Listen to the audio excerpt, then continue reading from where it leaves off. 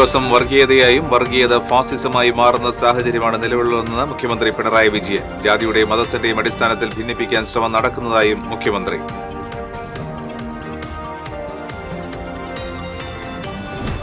Thrissur railway സ്റ്റേഷനിലെ 375 കോടി രൂപയുടെ വികസന പ്രവർത്തനങ്ങൾ പ്രധാനമന്ത്രി ഇന്ന് ഓൺലൈനായി ഉദ്ഘാടനം ചെയ്യും. ഗുരുവായൂർ റെയിൽവേ സ്റ്റേഷൻ വികസന പ്രവർത്തനങ്ങൾക്കും ഇന്ന് തുടക്കമാകും.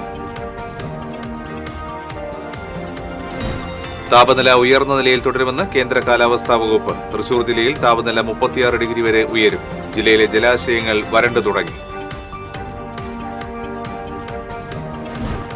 ഭരണഘടനയ്ക്ക് മേൽ ആപത്തിന്റെ വാൾ തൂങ്ങിക്കിടക്കുന്നുണ്ടെന്ന് CPI സംസ്ഥാന സെക്രട്ടറി ബിനോയ് വിശ്വം. കർഷക വിരുദ്ധമായ ഇലക്ട്രിസിറ്റി ആക്ട് പിൻവലിക്കണമെന്നും ബിനോയ് വിശ്വം.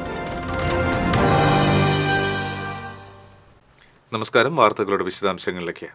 വിശ്വാസം വർഗീയതയായും വർഗീയത ഫാസിസമായി മാറുന്ന സാഹചര്യമാണ് നിലവിലുള്ളതെന്ന് മുഖ്യമന്ത്രി പിണറായി വിജയൻ. ഫെഡറൽ ഭരണഘടനയ്ക്ക് വേണ്ടിയുള്ള പോരാട്ടം സാമ്പത്തിക രംഗത്ത് മാത്രമല്ല സാംസ്കാരിക രംഗത്തും ശക്തമാക്കണമെന്നും മുഖ്യമന്ത്രി. നവകേരള സദസ്സിന്റെ തുടർച്ചയായി എഴുത്തുകാരും സാംസ്കാരിക പ്രവർത്തകരുമായുള്ള മുഖാമുഖം പരിപാടി തൃശൂരിൽ ഉദ്ഘാടനം ചെയ്ത് സംസാരിക്കുകയായിരുന്നു മുഖ്യമന്ത്രി. എല്ലാ ചരിത്രഘട്ടങ്ങളിലും പുരോഗതിയുടെ ചാലുകീറാൻ മുൻനിന്ന് പ്രവർത്തിച്ചവരാണ് സാംസ്കാരിക നായകർ. രാഷ്ട്രീയ സാംസ്കാരിക സാഹോദര്യമാണ് കേരളത്തെ ഇന്ന് കാണുന്ന കേരളമാക്കി മാറ്റിയത്. ഫാസിസം കടന്നു വന്നു കഴിഞ്ഞാൽ പിന്നെ ആവിഷ്കാര സ്വാതന്ത്ര്യത്തെക്കുറിച്ച് പറഞ്ഞിട്ട് കാര്യമില്ല. ജാതി മത ഭേദങ്ങൾക്ക് അതീതമായ ഒരുമയുടേതാണ്. ആ ഒരുമ തകർന്നാലും കലക്കും കലാകാരനും നിലനിൽക്കണമെങ്കിൽ എഴുത്തും എഴുത്തുകാരനും നിലനിൽക്കണമെങ്കിൽ ജനമനസ്സുകളുടെ ഐക്യത്തിന്റെ ചുവർ ഇവിടെ നിലനിൽക്കണം. ഫാസിസം കടന്നു വന്നു കഴിഞ്ഞാൽ പിന്നെ ആവിഷ്കാര സ്വാതന്ത്ര്യത്തെക്കുറിച്ച് പറഞ്ഞിട്ട് കാര്യമുണ്ടാവില്ല. വിശ്വാസത്തെ വർഗീയതയായും വർഗീയതയെ ഭീകരതയായും പരിവർത്തിപ്പിക്കുമ്പോൾ ജനാധിപത്യം ഫാസിസത്തിലേക്ക് വഴുതി വീഴുകയാണ്. ഐക്യ കേരളത്തെ ജാതി പറഞ്ഞും മതം പറഞ്ഞും ജീവിതശൈലി പറഞ്ഞും അനൈക്യ കേരളമാക്കാൻ ശ്രമിക്കുന്നവരുണ്ട്. അത് അനുവദിച്ചുകൂടാ. ജാതിയുടെയും മതത്തിന്റെയും അടിസ്ഥാനത്തിൽ മനുഷ്യനെ ഭിന്നിപ്പിക്കാൻ നടത്തുന്ന ശ്രമങ്ങൾക്കെതിരെ സാംസ്കാരിക രംഗത്ത് ശക്തമായ ഇടപെടൽ ആവശ്യമാണ്. ഈ കാഴ്ചപ്പാടോടെ ജനകീയ പ്രശ്നങ്ങൾ സാംസ്കാരിക അജണ്ടയിലേക്ക് കൊണ്ടുവരാൻ ബോധപൂർവമായ ശ്രമങ്ങൾ ഉണ്ടാകണമെന്നും മുഖ്യമന്ത്രി പറഞ്ഞു. സാംസ്കാരിക വകുപ്പ് മന്ത്രി സജി ചെറിയാൻ അധ്യക്ഷത വഹിച്ചു. മന്ത്രിമാരായ കെ രാജൻ, കെ രാധാകൃഷ്ണൻ, പത്മശ്രീ കലാമണ്ഡലം ഗോപി, വാദ്യകലാകാരൻ മട്ടന്നൂർ ശങ്കരൻകുട്ടി, സാഹിത്യകാരന്മാരായ K Satchidanandan, T Padmanabhan, VK Sreeraman, സംവിധായകൻ കമൽ തുടങ്ങിയവർ പങ്കെടുത്തു. TCV news, Thrissur. Thrissur railway സ്റ്റേഷനിലെ 375 കോടി രൂപയുടെ വികസന പ്രവർത്തനങ്ങൾ പ്രധാനമന്ത്രി ഇന്ന് ഓൺലൈനായി ഉദ്ഘാടനം ചെയ്യും. ഗുരുവായൂർ റെയിൽവേ സ്റ്റേഷൻ വികസന പ്രവർത്തനങ്ങൾക്കും ഇന്ന് തുടക്കമാകും. രാജ്യത്തെ വിവിധ വികസന പദ്ധതികൾ പ്രധാനമന്ത്രി ഉദ്ഘാടനം ചെയ്യുന്നതിനാലാണ് തൃശൂർ ഗുരുവായൂർ റെയിൽവേ സ്റ്റേഷനുകളും ഉൾപ്പെടുന്നത്. പ്രധാനമന്ത്രി ഓൺലൈനായി പങ്കെടുക്കുമ്പോൾ അതത് റെയിൽവേ സ്റ്റേഷനുകളിൽ ജനപ്രതിനിധികൾ പങ്കെടുക്കും. തൃശൂർ റെയിൽവേ സ്റ്റേഷന് 375 കോടി രൂപ അനുവദിച്ചപ്പോൾ ഗുരുവായൂർ സ്റ്റേഷന് 10.9 കോടി രൂപയാണ് അനുവദിച്ചിട്ടുള്ളത്. സംസ്ഥാനത്ത് താപനില ഉയർന്ന നിലയിൽ തുടരുമെന്ന് കേന്ദ്ര കാലാവസ്ഥാ വകുപ്പ് അറിയിച്ചു. 8 ജില്ലകളിൽ ഉയർന്ന താപനില സാധ്യതയുണ്ടെന്നാണ് കാലാവസ്ഥാ വകുപ്പിന്റെ മുന്നറിയിപ്പ്.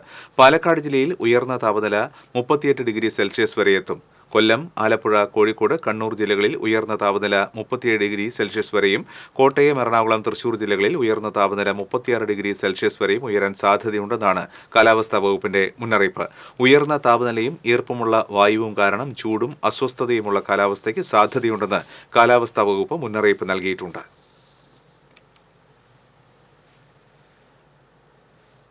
ഭരണഘടനയ്ക്ക് മേൽ ആപത്തിന്റെ ഒരു വാൾ തൂങ്ങിക്കിടക്കുന്നുണ്ടെന്ന് CPI സംസ്ഥാന സെക്രട്ടറി ബിനോയ് വിശ്വം. തൃശൂരിൽ KSEB ഓഫീസേഴ്സ് ഫെഡറേഷന്റെ സംസ്ഥാന സമ്മേളനത്തോടനുബന്ധിച്ചുള്ള പ്രതിനിധി സമ്മേളനം ഉദ്ഘാടനം ചെയ്ത് സംസാരിക്കുകയായിരുന്നു അദ്ദേഹം.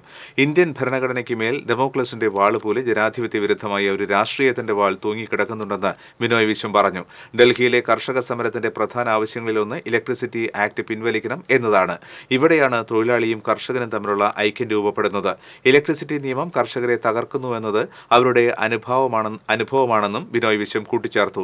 KSEB OIF president doctor PN Biju അധ്യക്ഷത വഹിച്ചു. CPI ജില്ലാ secretary KK Valsaraj, organising secretary Girish Kumar, AITUC സംസ്ഥാന ജനറൽ സെക്രട്ടറി KP രാജേന്ദ്രൻ, മുൻ മന്ത്രി VS സുനിൽകുമാർ, AITUC ജില്ലാ സെക്രട്ടറി KG ശിവാനന്ദൻ തുടങ്ങിയവർ സംസാരിച്ചു. കാട്ടുപന്നി കുറുകെ ചാടിയതിനെ തുടർന്ന് നിയന്ത്രണം വിട്ട കാർ വെള്ളച്ചാലിലേക്ക് മറിഞ്ഞു. കുണ്ടന്നൂർ തലശ്ശേരി പാതയിൽ ചിറ്റണ്ട പൂങ്ങോട് ഫോറസ്റ്റ് സ്റ്റേഷന് സമീപത്തായിരുന്നു അപകടം. മലപ്പുറത്തു നിന്ന് വരികയായിരുന്ന കൊല്ലം കരുനാഗപ്പള്ളി സ്വദേശികൾ സഞ്ചരിച്ചിരുന്ന കാറാണ് അപകടത്തിൽപ്പെട്ടത്. അപ്രതീക്ഷിതമായി വാഹനത്തിന്റെ മുന്നിലേക്ക് പന്നി ചാടിയതോടെ വാഹനത്തിന്റെ നിയന്ത്രണം വിട്ട് വെള്ളച്ചാലിലേക്ക് മറിയുകയായിരുന്നു. വാഹനത്തിലുണ്ടായിരുന്ന 2 യാത്രക്കാരും പരിക്കുകളില്ലാതെ രക്ഷപ്പെട്ടു. കാനയിൽ കുടുങ്ങിയ കാർ ക്രെയിൻ ഉപയോഗിച്ച് പൊക്കിയെടുത്തു. കാറിന്റെ മുൻവശം പൂർണ്ണമായും തകർന്നു. ചോറ്റാനിക്കര മകം തൊഴിലിനായി ഭർത്താവിനോടൊപ്പം പോയ വീട്ടമ്മ വാഹനാപകടത്തിൽ മരിച്ചു. ശ്രീനാരായണപുരം ആമണ്ടൂരിൽ താമസിക്കുന്ന വലിയകത്ത് മണികണ്ഠന്റെ ഭാര്യ 45 വയസ്സുള്ള ശ്രീജയാണ് മരിച്ചത്. ഞായറാഴ്ച രാവിലെ 7:30 എറണാകുളം എടപ്പള്ളി ജംഗ്ഷനിലായിരുന്നു അപകടം. ബൈക്കിന്റെ ഹാൻഡിലിൽ കാർ തട്ടിയതിനെ തുടർന്ന് മണികണ്ഠനും ശ്രീജയും വീഴുകയായിരുന്നു. റോഡിൽ വീണ ശ്രീജയെ മറ്റൊരു വാഹനം ഇടിച്ചാണ് മരണം സംഭവിച്ചത്. കൊടുങ്ങല്ലൂരിലെ എടവിലങ്ങിൽ വീടിന് തീയിട്ട് ഭാര്യയെ കൊലപ്പെടുത്താൻ ശ്രമിച്ച ഭർത്താവ് അറസ്റ്റിൽ. എടവിലങ്ങ് സ്വദേശി പാറയ്ക്കൽ ലാലുവിനെയാണ് അറസ്റ്റ് ചെയ്തത്. ശനിയാഴ്ച അർദ്ധരാത്രിയിലായിരുന്നു സംഭവം.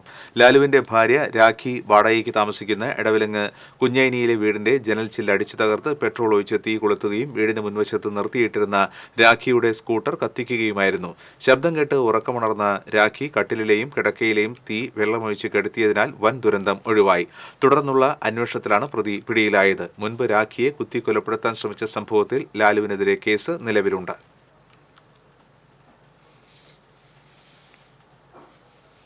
പൂരപ്രേമികളെ ആവശ്യത്തിലാക്കി ഉത്രാളിക്കാവ് സാമ്പിൾ വെടിക്കെട്ട് അരങ്ങേറി. വടക്കാഞ്ചേരി വിഭാഗം ഒരുക്കിയ സാമ്പിൾ വെടിക്കെട്ട് കാണാനായി ആയിരക്കണക്കിന് പേരാണ് എത്തിയിരുന്നത്. വെടിക്കെട്ടിന്റെ കാര്യത്തിൽ ഏറെ അനിശ്ചിതത്വമുണ്ടായിരുന്നുവെങ്കിലും നിയന്ത്രിത വെടിക്കെട്ടിന് അനുമതി ലഭിച്ചതോടെ 7 മണിയോടെ വെടിക്കെട്ട് പ്രേമികൾ ഉത്രാളിക്കാവ് പാടശേഖരങ്ങളിൽ സ്ഥാനം പിടിച്ചിരുന്നു. കരിമരുന്നിൽ വാനിൽ ഒരുക്കിയ വർണ്ണക്കൂട്ടുകൾക്ക് ആർപ്പു വിളിച്ചാണ് വെടിക്കെട്ട് പ്രേമികൾ സാക്ഷ്യം വഹിച്ചത്. പൂരം ദിവസം എങ്കക്കാട് ദേശവും പുലർച്ചെ കുമരനല്ലൂരും വെടിക്കെട്ട് ഒരുക്കും.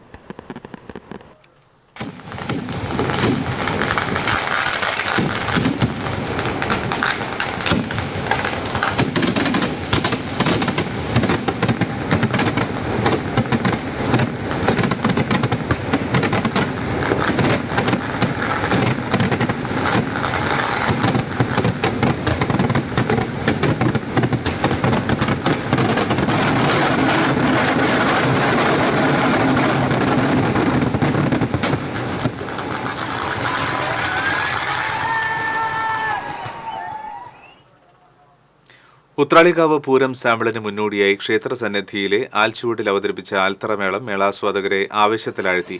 മട്ടന്നൂർ ശ്രീരാജ്, ശ്രീകാന്ത്, ചിറക്കൽ നിതീഷ് എന്നിവരുടെ നേതൃത്വത്തിലാണ് ആൽത്തറമേളം അരങ്ങേറിയത്.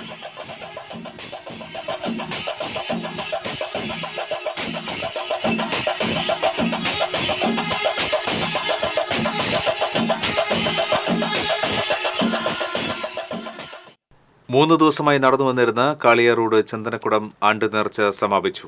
കേന്ദ്ര ജമാഅത്തിന്റെ കീഴിലുള്ള 4 മഹല്ലുകളിൽപ്പെട്ട പള്ളികളിൽ നിന്ന് പള്ളി ജാറത്തിലേക്ക് നേർച്ചകളെത്തി കുടിയേറ്റം നടത്തിയതിനു ശേഷമാണ് മറ്റു കമ്മിറ്റികളുടെ നേർച്ചകൾ പള്ളിയിലേക്ക് എത്തിയത്. അറബനമുട്ടും ഗജവീരന്മാരും ഇശൽ പാട്ടുകളോടെയുമായിരുന്നു നേർച്ചകൾ പള്ളിയിലേക്ക് എത്തിയത്. കാളിയാറോഡ് പള്ളി ജാറം കേന്ദ്ര ജമാഅത്ത് committee president KM Rajesh Khan, secretary KM Abdul Aziz, treasurer BS Kasim Haji എന്നിവർ നേതൃത്വം നൽകി.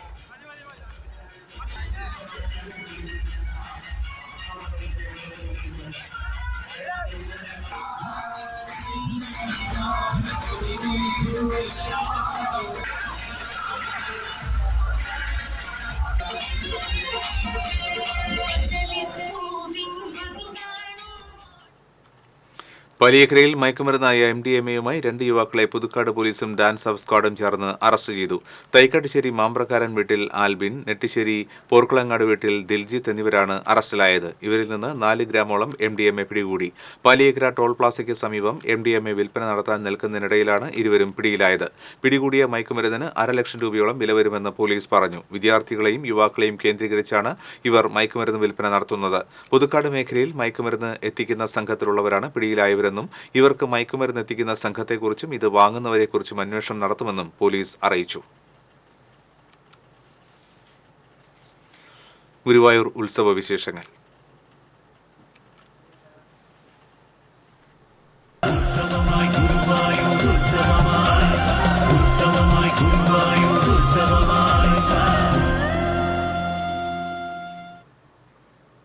ഗുരുവായൂർ ക്ഷേത്രോത്സവത്തിന്റെ പ്രധാന ആകർഷണമാണ് പ്രസാദകൂട്ട്. പൂർണ്ണമായും ഹരിതചട്ടം പാലിച്ചാണ് പ്രസാദകൂട്ട് നടക്കുന്നത്. ഉത്സവനാളുകളിലെ പ്രസാദ ഊട്ട് വേറിട്ടതാണ്. നല്ല ഒന്നാന്തരം പാളപ്ലേറ്റിൽ കഞ്ഞി, കോരിക്കുടിക്കാൻ പ്ലാവില കുമ്പിൾ, കഴുകിത്തുടച്ച് വൃത്തിയാക്കിയ വാഴയില കീറിൽ തേങ്ങാപ്പൂളും ശർക്കരയും, ആവശ്യക്കാർക്ക് ഉപ്പും നൽകും. കൊടിയേറ്റം കഴിഞ്ഞ പിറ്റേന്ന് മുതൽ 8 ദിവസവും കഞ്ഞിയും പുഴുക്കും. 6 ദിവസം സദ്യ. ഇതാണ് ഉത്സവ പ്രസാദ ഊട്ടിലെ പതിവ്. ദിവസവും 1/4 ലക്ഷത്തിലധികം പേരാണ് പ്രസാദ ഊട്ട് കഴിക്കുന്നത്. ഇതിൽ നിന്നുള്ള മാലിന്യമാകട്ടെ പൂർണ്ണമായും ജൈവമാണ്. ക്ഷേത്രത്തിനകത്ത് നടന്നിരുന്ന പ്രസാദ ഊട്ട് ഏതാനും വർഷങ്ങൾക്ക് മുൻപാണ് പുറത്തേക്ക് മാറ്റിയത്. ഇതോടെ പ്രസാദ ഊട്ടിന് ജനകീയ മുഖമായി. ജാതി മതഭേദമെന്നേയുള്ളവർക്ക് പ്രസാദ ഊട്ട് കഴിക്കാനാകും. പണക്കാരനും പാവപ്പെട്ടവനും പാമരനും പണ്ഡിതനും ഒരുപോലെ പാളപ്ലേറ്റിൽ കഞ്ഞി കോരിക്കുടിക്കും. ചൂടുള്ള കഞ്ഞിയിലേക്ക് മുതിരപ്പുഴുക്ക് ഒഴിച്ചു നൽകും. രണ്ടും കൂടെ ചേർത്ത് ആസ്വദിച്ച് കുടിക്കുന്നത് വേറിട്ട അനുഭവം തന്നെയാണെന്ന് ഓരോ ഗുരുവായൂരപ്പ ഭക്തരും പറയുന്നു. ആധുനിക യുഗത്തിൽ പുതുതലമുറയ്ക്ക് വ്യത്യസ്തമാർന്ന അനുഭവം കൂടിയാണ് ഈ കഞ്ഞികുടി. ഉത്സവക്കഞ്ഞി കുടിക്കാൻ വേണ്ടി മാത്രം മണിക്കൂറുകൾ യാത്ര ചെയ്തെത്തുന്നവർ വരെയുണ്ട്. മന്ത്രിമാരടക്കമുള്ള പ്രമുഖർ കഞ്ഞി കുടിക്കാനെത്തും. 2 ലക്ഷത്തിലധികം പാളപ്ലേറ്റാണ് ദേവസ്വം കരുതിയിരിക്കുന്നത്. കർണാടകയിൽ നിന്നാണ് ഇവ എത്തിച്ചിരിക്കുന്നത്. പാരമ്പര്യ അവകാശികളാണ് പ്ലാവില കുമ്പിൾ കുത്തി നൽകുന്നത്. ഭക്തരും സഹായത്തിനുണ്ടാകും. കഞ്ഞി വിളമ്പാൻ ദേവസ്വം ജീവനക്കാർക്ക് പുറമെ ഭക്തരുമുണ്ടാകും. ആയിരങ്ങൾ വന്നു പോകുമ്പോഴും കാര്യമായ പരാതിയും പരിഭവങ്ങളും ഇല്ലാതെയാണ് ദേവസ്വം ഇത് കൈകാര്യം ചെയ്യുന്നത്. TCV news, Guruvayur.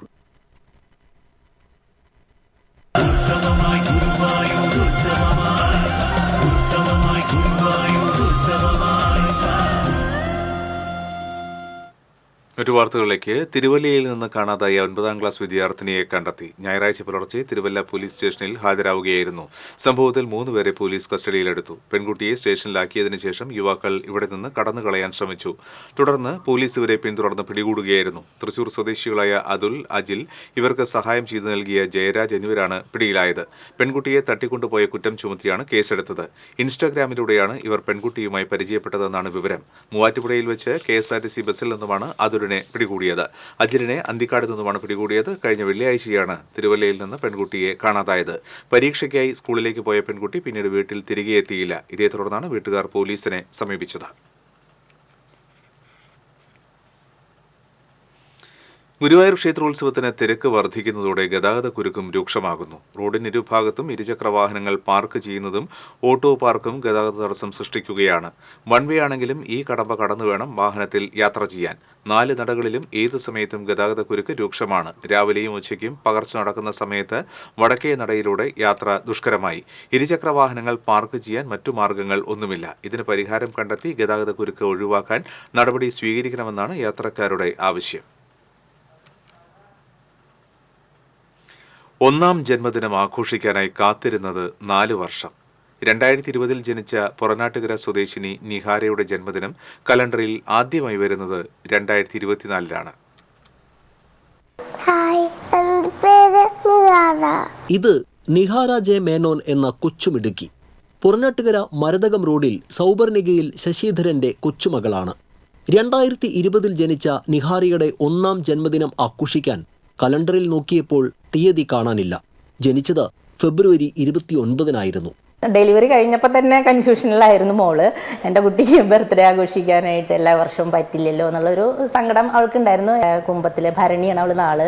അപ്പം അന്നും ആഘോഷിച്ചു. പിന്നെ 28നും കേക്ക് കട്ട് ചെയ്യലും ഒക്കെ കഴിഞ്ഞു.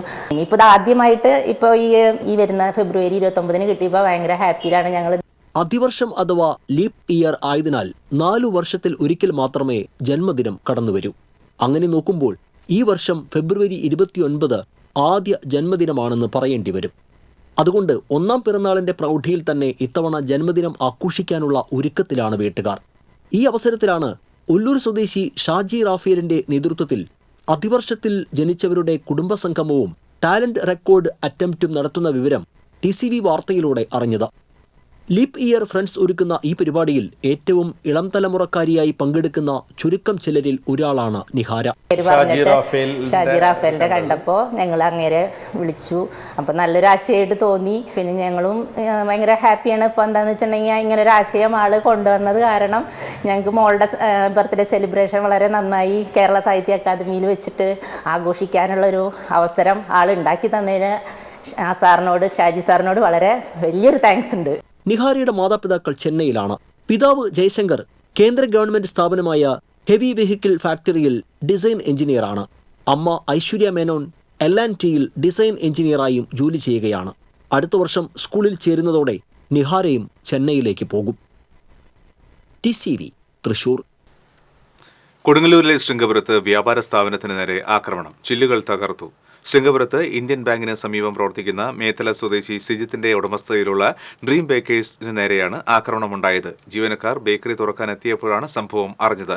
സ്ഥാപനത്തിന് മുൻവശത്തുള്ള 3 ചില്ലുകളും തകർത്ത നിലയിലാണ്. കൊടുങ്ങല്ലൂർ പോലീസ് അന്വേഷണം ആരംഭിച്ചു. വേനൽ കനത്തതോടെ കോൾപ്പാടങ്ങളിലെ തോടുകൾ വറ്റിത്തുടങ്ങി. വെട്ടിക്കടവിലെ നൂറടിത്തോട്ടിൽ വെള്ളം വറ്റിയ നിലയിലായി. പോർക്കുളം തിരുത്തിക്കാട് ബണ്ടിൽ ശേഖരിച്ച വെള്ളം തുറന്നുവിടുന്ന മുറയ്ക്ക് തോട്ടിൽ വെള്ളം നിറയും. മേഖലയിലെ പുഞ്ചകൃഷിക്ക് നൂറടിത്തോട്ടിലെ വെള്ളമാണ് പ്രധാന ആശ്രയം. വേനൽ കനത്തതോടെ തോടുകളിലെ വെള്ളം വേഗത്തിൽ വറ്റുന്നത് കർഷകരെ വലയ്ക്കുകയാണ്. ആദ്യം കൃഷിയിറക്കിയ പാടശേഖരങ്ങളിൽ നെല്ലിന് കതിര് വന്നിട്ടുണ്ടെങ്കിലും അവസാനം കൃഷിയിറക്കിയ സ്ഥലങ്ങളിൽ ഇനിയും ഏറെ നാൾ വെള്ളം ആവശ്യമുണ്ട്. ആലപ്പാട് പള്ളിപ്പുറം കോൾപ്പാടത്ത് കർഷകൻ കുഴഞ്ഞു വീണ് മരിച്ചു. പള്ളിപ്പുറം അയ്യപ്പത്ത് മുളങ്ങിൽ വീട്ടിൽ 66 വയസ്സുള്ള ശശിധരനാണ് മരിച്ചത്. കോൾപ്പടവിലെ കൃഷിസ്ഥലത്ത് കുഴഞ്ഞു വീണതിനെ തുടർന്ന് ആശുപത്രിയിൽ എത്തിച്ചുവെങ്കിലും ജീവൻ രക്ഷിക്കാനായില്ല. എരുമപ്പെട്ടിയിൽ ഒഴിഞ്ഞ പറമ്പിൽ അഗ്നിബാധ. ജുമാ മസ്ജിദിന് സമീപം കരിങ്കൽ ക്വാറിയോട് ചേർന്നുള്ള പറമ്പുകളിലാണ് തീപിടുത്തമുണ്ടായത്. ഏകദേശം 5 ഏക്കർ വരുന്ന സ്ഥലത്തുള്ള അടിക്കാടും പാഴ്ചെടികളും കത്തിയമർന്നു. ജനവാസ കേന്ദ്രത്തിന് സമീപത്തേക്ക് തീ പടർന്നത് പരിഭ്രാന്തിക്കിടയാക്കി. വടക്കാഞ്ചേരി ഫയർഫോഴ്സും പ്രദേശവാസികളും ചേർന്ന് മണിക്കൂറുകളോളം ശ്രമപ്പെട്ടാണ് തീയണച്ചത്. പറപ്പൂർ എടക്കളത്തൂർ മൂക്കോലയ്ക്ക് സമീപം ബൈക്ക് അപകടത്തിൽ 2 പേർക്ക് പരിക്ക്. ബൈക്ക് യാത്രികൻ തോളൂർ സ്വദേശി പാണയങ്ങാടൻ വീട്ടിൽ ലോയിഡ്, കാൽനടയാത്രികനായ തൃത്തല്ലൂർ സ്വദേശി കുളത്തേങ്ങാട്ട് വീട്ടിൽ മുസ്തഫ എന്നിവർക്കാണ് പരിക്കേറ്റത്. പരിക്കേറ്റവരെ ആക്സ് പ്രവർത്തകർ അമല ആശുപത്രിയിൽ പ്രവേശിപ്പിച്ചു. സർഗസ്വരം കലാ സാഹിത്യ സംഘടനയുടെ ആഭിമുഖ്യത്തിൽ ആർട്ടിസ്റ്റ് നമ്പൂതിരി അനുസ്മരണവും ചിത്രകല പ്രഭാഷണവും തൃശൂരിൽ സംഘടിപ്പിച്ചു. മൺമറഞ്ഞുപോയ ചിത്രകലാ പ്രതിഭകളെ അനുസ്മരിച്ചുകൊണ്ട് തൃശൂർ സാഹിത്യ അക്കാദമിയിൽ നടന്ന ഓപ്പൺ ക്യാൻവാസ് സമൂഹ ചിത്രരചന വേറിട്ടതായി മാറി. പ്രശസ്ത ആർട്ടിസ്റ്റ് മദനൻ ഉദ്ഘാടനം ചെയ്തു. സർഗസ്വരം പ്രസിഡന്റ് കാവിൽ രാജ് അധ്യക്ഷനായിരുന്നു. ചിത്രകലയുടെ സഞ്ചാരവേദികൾ എന്ന വിഷയത്തിൽ ഡോക്ടർ ജെയിംസ് ചിറ്റലപ്പള്ളി നടത്തിയ പ്രഭാഷണം വേറിട്ടതായി മാറി. ആർട്ടിസ്റ്റുകളായ KN ദാമോദരൻ, യൂനിസ് മുസ്ലിയാരത്ത്, KS ഹരിദാസ്, മുൻ MP സാവിത്രി ലക്ഷ്മണൻ, ജോയ് ചിറമേൽ, ശ്രീദേവി അമ്പലപുരം, സതീഷ് മാമ്പ്ര തുടങ്ങിയവർ സംസാരിച്ചു. ഡോക്ടർ ജെയിംസ് ചിറ്റലപ്പള്ളിയുടെ പ്രഭാഷണം ആദ്യാവസാനം വരെ സദസ്സിനെ അമ്പരപ്പിച്ചു.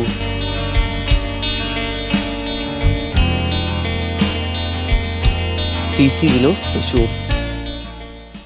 വീണ്ടും പ്രധാന വാർത്തകൾ.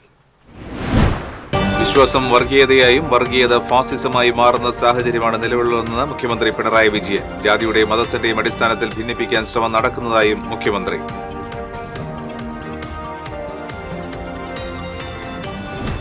തൃശൂർ റെയിൽവേ സ്റ്റേഷനിലെ 375 കോടി രൂപയുടെ വികസന പ്രവർത്തനങ്ങൾ പ്രധാനമന്ത്രി ഇന്ന് ഓൺലൈനായി ഉദ്ഘാടനം ചെയ്യും. ഗുരുവായൂർ റെയിൽവേ സ്റ്റേഷൻ വികസന പ്രവർത്തനങ്ങൾക്കും ഇന്ന് തുടക്കമാകും.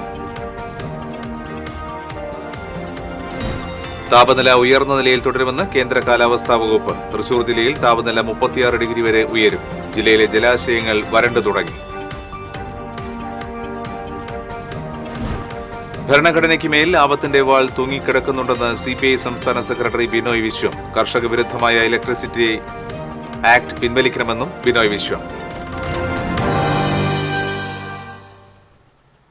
ഇതോടെ ഈ ബുള്ളറ്റിൻ പൂർണ്ണമാകുകയാണ്. നമസ്കാരം.